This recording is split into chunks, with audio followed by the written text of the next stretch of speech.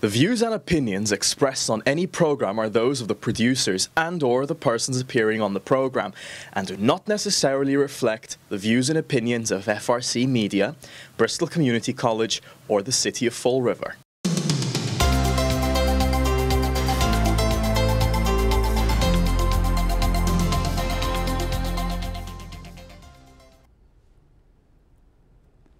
Hi, I'm Mike O'Sullivan, CEO of One South Coast Chamber, and I'm happy to be joined today on the One South Coast Chamber Business Connection by our Vice President of Marketing and Events, Katie Green. Welcome, Katie. Thank you, Mike. Great to be back here again. Yeah, it's great to see you. It's always fun to do the show. It is. And, you know, as always in the fall, we've got a lot going on. We do. But we also had, I think the last time we did the show, I predicted chamber weather. We did. For the Chowerfest. Yes. And naturally, I was right. We had, I mean, what was it, like almost 80 degrees that day, yes. I think. We're still crunching the numbers and figuring everything out, but I think we've had a record turnout this year.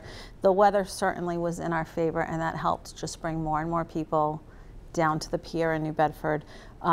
We had some Fall River restaurants competing, and Tiverton as well, right on the line. And they went away winners, didn't they? They did. Yeah.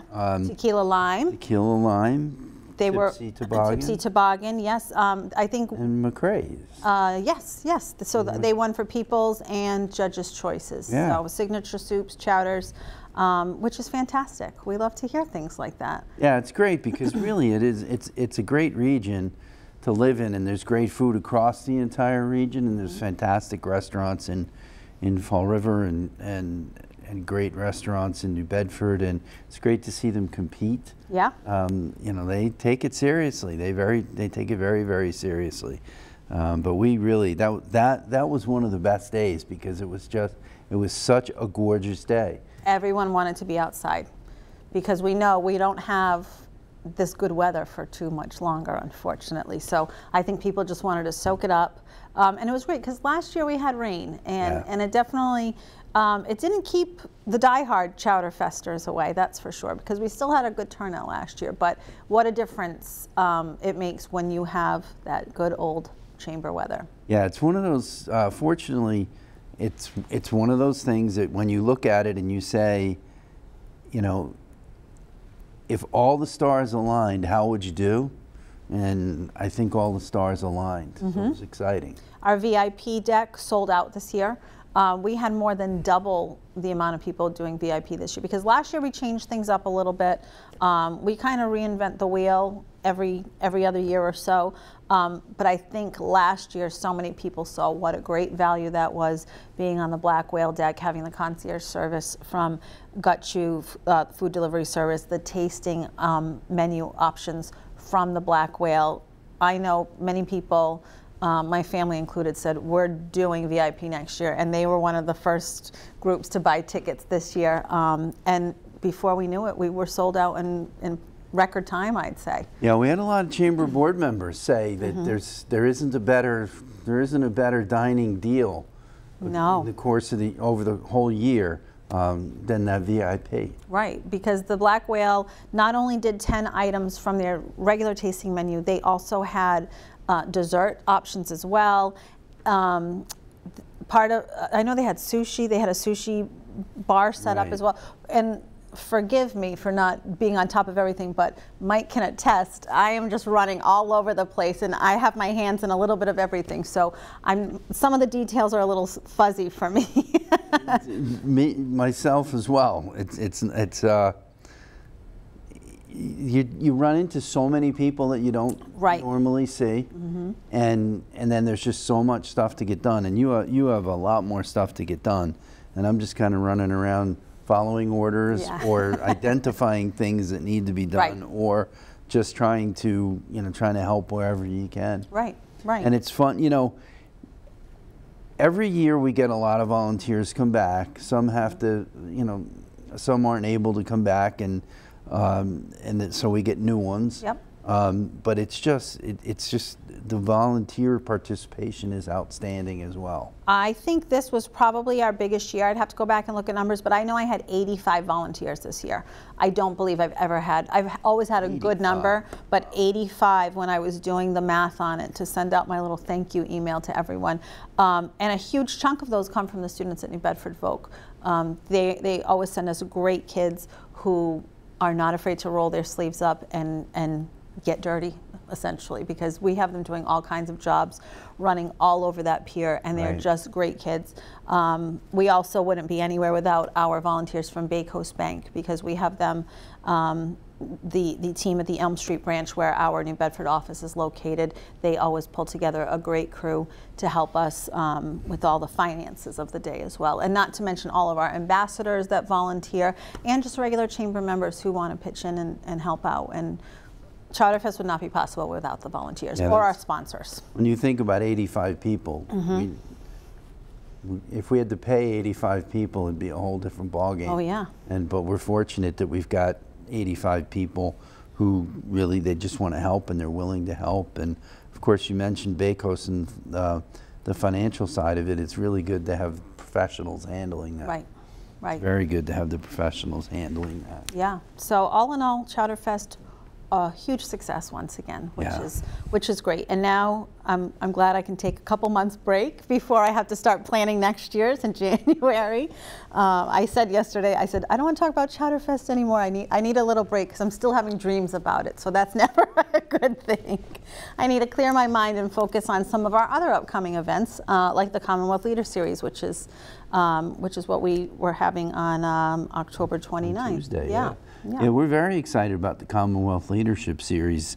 We have Secretary Jones, who handles labor and workforce development, is the Secretary for Labor and Workforce Development. And we also have Secretary Augustus, who is the Secretary of Housing and Livable Communities, I think is what it is. There's, you know, those are two of the hottest topics around the Commonwealth, but they're also two of the hottest topics around the South Coast right now. They really are. They're really important topics. You know, there's. I mean, we could have had more restaurants at the Chowerfest if hiring folks wasn't such a struggle. Right. You know, the restaurants, some of the restaurants that might normally have been there, they couldn't do it because their choices were either staff the Chowerfest or staff the restaurant. And of course, they have to staff the restaurant. Absolutely. So, you know, that's just one simple example. And then the housing drives everything. Housing affects the workforce because the way that the housing market is today, it's very expensive to live on the South Coast, although it's not nearly as expensive as it is to live in most other Massachusetts communities. So housing is a very, very important topic that we're excited to have the two secretaries come down and talk about both of those. And of course, we're officially going to be announcing on the 29th our South Coast Workforce and Housing Coalition with the Real Estate Association of Massachusetts and of Southeastern Massachusetts and Paul Chase's organization.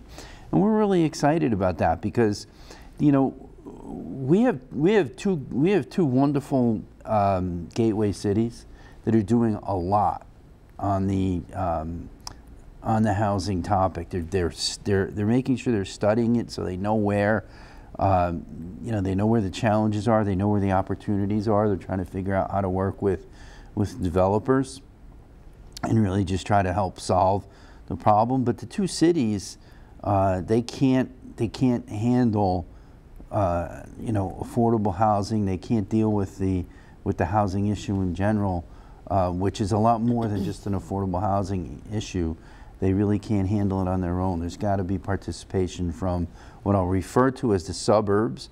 And I know so many of those communities, they don't like to be referred to as the suburbs, but you know, when you look at Fairhaven and Dartmouth, Westport, Somerset, you know, they just, a lot of the folks say, You know, I don't want more housing. And it's interesting because it's all types of housing. Right. It's upscale housing, it's affordable housing,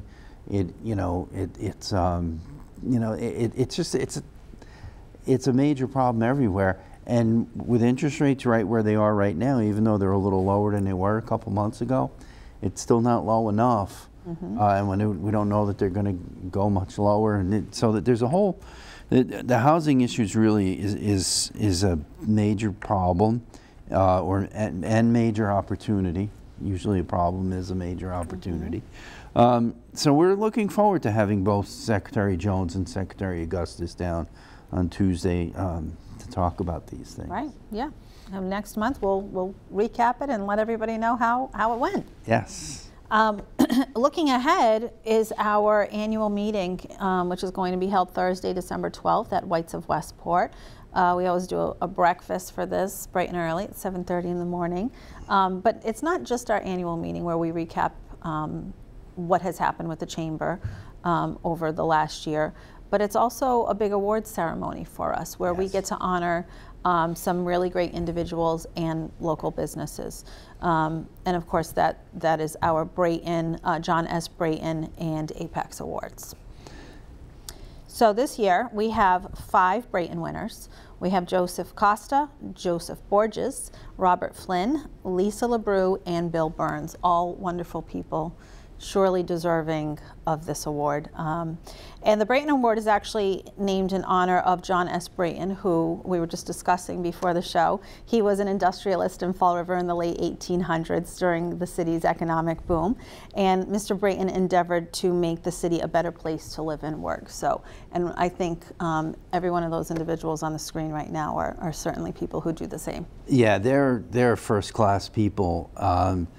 And they do great work, and there's quite a few people historically who have been John S. Bryton Award winners, and they're all wonderful people. They're incredible in the communities which they live and work, and it's really, you know, the Chamber created the award a very long time ago. I'm not sure exactly how long ago. I think it's about 56 years. Yeah, I thought it was over 50 years, and the Chamber created it.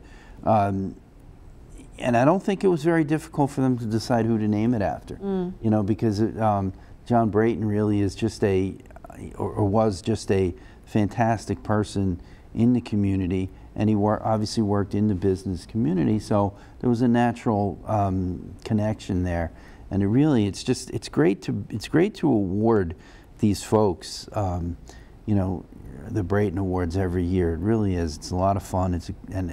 And the annual meeting really is always a great meeting. Right. And it's this that really makes it. People, you know, they don't want to hear the nuts and bolts of who's getting reelected to the board and who the new people are being elected to the board.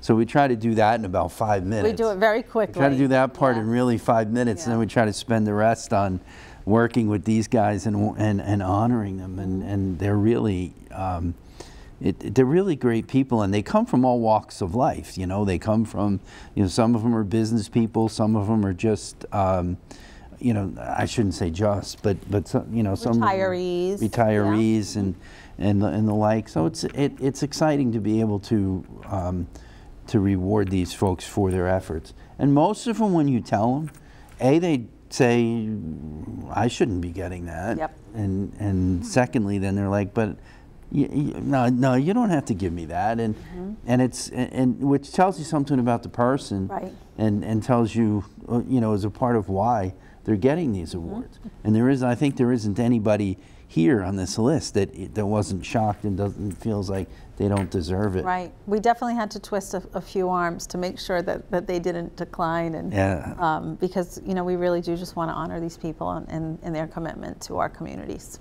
Right, and it's not just the other part that's fun about it is we have a pretty sophisticated committee that nominates well, the Bryton Awards are nominated from the community.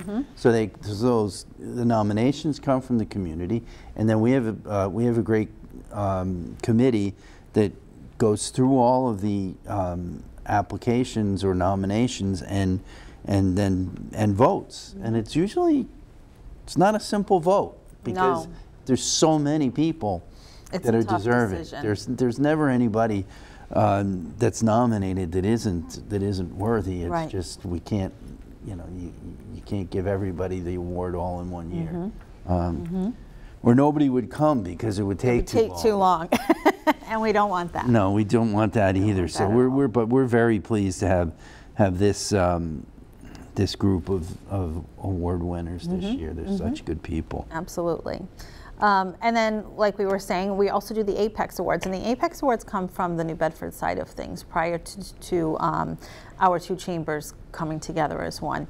And those the Apex Awards honors businesses within the community who have done a lot for their communities. Right, and it's split into there's 4 different categories. One is just a straight not-for-profit, one is education, and one is a large business, and one is a small business. And you know, why don't you go ahead and... Sure. So this year our nonprofit is the Swansea Ambulance Corps. We were just at a luncheon just before we came here with Carl Sawayko, who's one of our board members, and he's very involved with the EMS in Swansea. Yes. And there's, he was saying how some of these people are still volunteering their EMT services, which you know, where would the community of Swansea be without various like that? Exactly. So we're very glad to be honoring them, the Swansea Ambulance Corps. Also in Swansea is the Case High School Scholarship Trust, and they're receiving our Education Apex Award. You know, the education category is fun because it's so broad.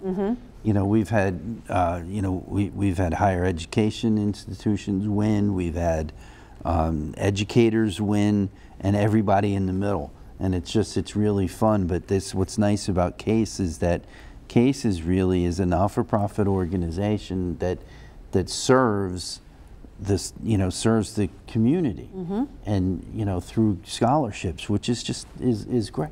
Right. It's great. And then we have Community Connections Incorporated. They are getting our Large Business Apex Award, where we have. We've been to ribbon cuttings for them. We're pretty involved with what they have going on at Community Connections, a wonderful, wonderful organization helping people with special needs. Yeah, Community Connections is really a service organization that covers a lot of categories within services or social services.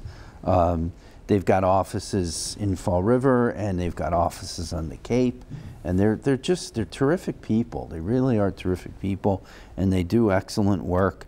And I think in total they employ over 300 people, which is impressive in and of itself. But they're a wonderful organization, and just so happens we had nominated or we had decided this before, but their CEO, David Botting, is retiring in January. And he's such a wonderful man. We'll miss him greatly, but I'm sure they'll find a great replacement for him. But we appreciate Dave and all of his support and working with the chamber. And they have a great team that you know, they do fantastic work. They do. They really do. So we're happy to be able to honor them as well. Yeah, and then last but certainly not least is Netto Insurance for the small business. They have locations in Fall River and New Bedford, and they're a great family-owned insurance agency. Yeah, and again, it's just an honor to be able to, you know, for us to be able to honor these 4 businesses. And we keep saying the word honor, but that's what we hear when I reach out to these businesses. Netto Insurance comes to mind. Obviously all of them did, but I remember speaking with Rosemary at Netto when I let her know, and she says, oh my gosh, I'm so honored. So it's so nice to see that they appreciate that we appreciate them, essentially. Yeah. So anyway, if you are interested in joining, this event is open to the public. You do not have to be a chamber member to attend. And again, that's going to be Thursday, December 12th at White's of Westport. It's a breakfast buffet that we have, a lovely spread that goes out just before the meeting starts. So you can visit our website at onesouthcoast.com for more information on that. One of my favorite events, one of our really fun events, is they're not all fun, but you know, annual meetings versus a women's power lunch, they're a little bit different. I couldn't tell you. You can't, no, you can't, because you're not allowed there. We recently had our Women's Power Lunch in October. We do these every other month, Mike, as you know. What a great crowd. We had such a wonderful group of women. We had about 40 women this time at Cisco in New Bedford. Such a fun time. It's a great way to end the work week on a Friday afternoon. And we're looking forward to doing our December one. We've got a few things in the works. I won't spill any beans just yet because we're waiting for that to be finalized. But the third Friday in December is when we typically meet. I believe it's the 5th. No, it's going to be the 13th, actually. It'll be the day after our annual meeting. And that will be somewhere in the Fall River area. So stay tuned and visit our website, again, at onesouthcoast.com. But not you, because you're not allowed. Better be careful. It's Friday the 13th. It is Friday the 13th. Uh-oh. What we like to do, actually, because the December one is our last one of the year, and we like to give back to the community. So we ask all the women who come to bring an unwrapped toy, and then we donate it to one of our local member businesses that does toy drives over the holidays. So we can help out some people in need this holiday season. And then rewinding, because we kind of skipped ahead a little bit, on November 18th, we're going to be hosting a joint One South Coast Human Resource Council and our DEI committee. We're doing a panel with Foley and Foley, and that's going to be at Canned Heat, right here in the city. Yes, this is exciting. It's new. Yeah. But you know, the suggestion was, let's try to just take the opportunity to bring a lot of HR folks together and bring in a speaker or speakers, and it looks like it's going to be multiple attorneys from Foley and Foley. We're still ironing out all the details, but it's exciting because we're going to be at Canned Heat. We're going to give our HR professionals and business leaders the opportunity to just really hear about all sorts of different HR issues that have been going on. Right. And they're going to, right now we're talking about, maybe going back a couple years to just sort of review some of the crazier changes that people may not be aware of or that may be causing problems for people today. And then kind of look at where we are today, and then really and project into 2025, because the legislature, they change the laws so fast, and they get tweaked so much once the laws are put into place, the actual implementation of it and things like that. It's very, very difficult for businesses to follow, especially small businesses. Right. We have a lot of we have a lot of chamber members who have their own top HR people and have multiple people in their in their departments, and they can so they can handle it on their own. But we have over 85% of our membership is less than 50 people, or less than 50 employees. They need help. Right. They need help with this, so we're working on these types of things, and this is going to be a great opportunity for businesses to come and hear about some of the challenges and how to deal with some of those challenges. Absolutely. So we welcome, if you're interested, you can certainly reach out to us at the Chamber, and we're happy to provide more information on that. Yes. And then last but certainly not least is our 50/50 raffle. We talked about, I think, at least the last time we were here, maybe the time before that as well. We changed things up for our holiday raffle this year. We've changed the price point of the tickets. It went from a $100 ticket to a $5 ticket, which is a huge, huge difference. And we're giving away a minimum of $2,500 at our Business After Hours Holiday Edition on December 5th at Whites of Westport. So we're selling tickets, and again, you do not have to be a chamber member to buy a ticket. Right. We encourage the public to buy tickets. And you don't have to be there. You don't have to be there to win. So all you have to do is give us a call at the Chamber or go on our website. You don't have to buy the tickets in person. You can buy them right on our website at onesouthcoast.com/raffle, and buy as many tickets as you want. Buy $5 worth, buy $100 worth. And obviously the more tickets we sell, once we hit that $2,500 mark, the jackpot's going to go up. Right. So it's just, we're guaranteeing a minimum of $2,500, but in all actuality, somebody could be going home with much more money this year. And that's what we want. We want to give somebody a really great holiday season. Maybe pay for a little Christmas getaway or something like that. Or just pay for the Christmas gifts. Pay off some bills, whatever works for you. And I'm not sure if you said it, but you can buy tickets on onesouthcoast.com/raffle. Yes. Yes, yes. Or at any of our events, if you're attending any of our events from now until then, we'll be selling them there as well. So, yeah. But I think that about does it for us today. Yeah, it's been a quick show. It has been a quick show. It's been a very quick show, but I think that's because we have so much going on. We do. Well, we talk about in the summer how it's very quiet. We don't have a lot going on, but I think we mentioned that come fall, it's full steam ahead. Although this is not very fall-like weather. We're loving this warm weather. Oh my God, the weather right now is outstanding. Yeah. It really is outstanding, but you know, we're just you go back to the summer. The summer is we may be a little slow, but we're doing a lot of planning. A lot of prep time. And we're making up right now. We're making up for every minute that we might have had to catch our breath. Yeah. In the summertime, we're making up for it right now. That's for sure. It's very, very true, because we're getting, you know, like any other business, we're starting to roll into 2025, and so that means we have to get our schedules done for next year, our planning for and all the events. Budgets and all that kind of fun stuff. We actually have a really big new event coming next year that we'll announce in the coming maybe next month. Maybe next month we'll be able to announce but that's going to be fun and exciting. Yeah. And we didn't even get into public advocacy today, although Ian Trombley is very, very busy in the advocacy world. Right. We have a lot going on. We do. We have a lot going on. You know, and the elections coming up and all that kind of stuff. So, you know, we're looking forward to January.